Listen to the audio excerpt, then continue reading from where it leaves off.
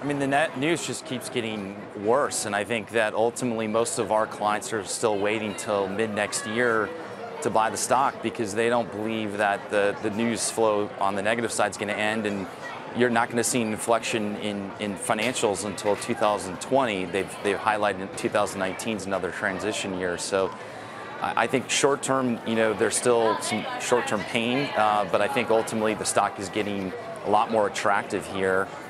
Given this pullback, we're down 40% from the peak. There's nothing but bad news, and every day you wake up, there's pretty negative headlines on the story.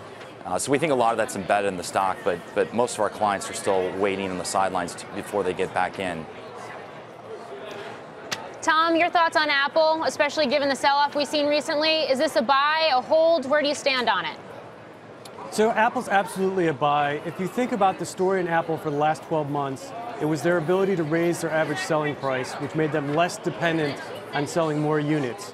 So if you look at the recent pressure on shares, it's a lot of anxiety that unit sales are weaker than anticipated.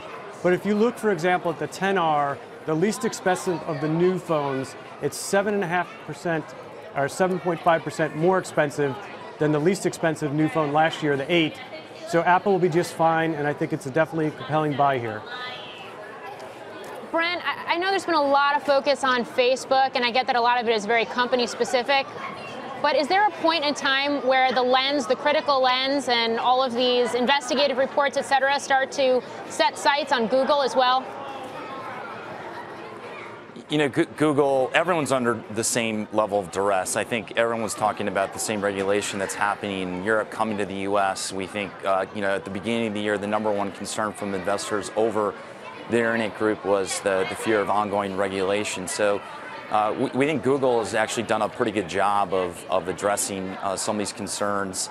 And effectively, I think that the biggest unknown is, are we going to see broader legislation here in the U.S. like we've seen in Europe with GDPR?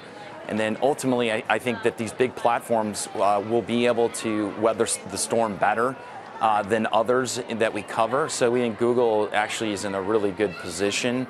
And they've actually done very well in Europe, even despite the implementation of GDPR. So I think as Facebook CFO said it very well, everyone's up for regulation, but once the rule book is in place, it's up to them to then outperform.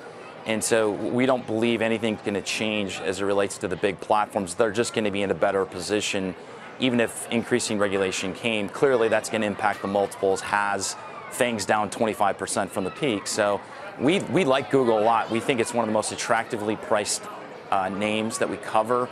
And it's a great call option on autonomous over the next 3 to 5 years, which will be the biggest technology trend that will impact our lives, in our belief, in the next few years.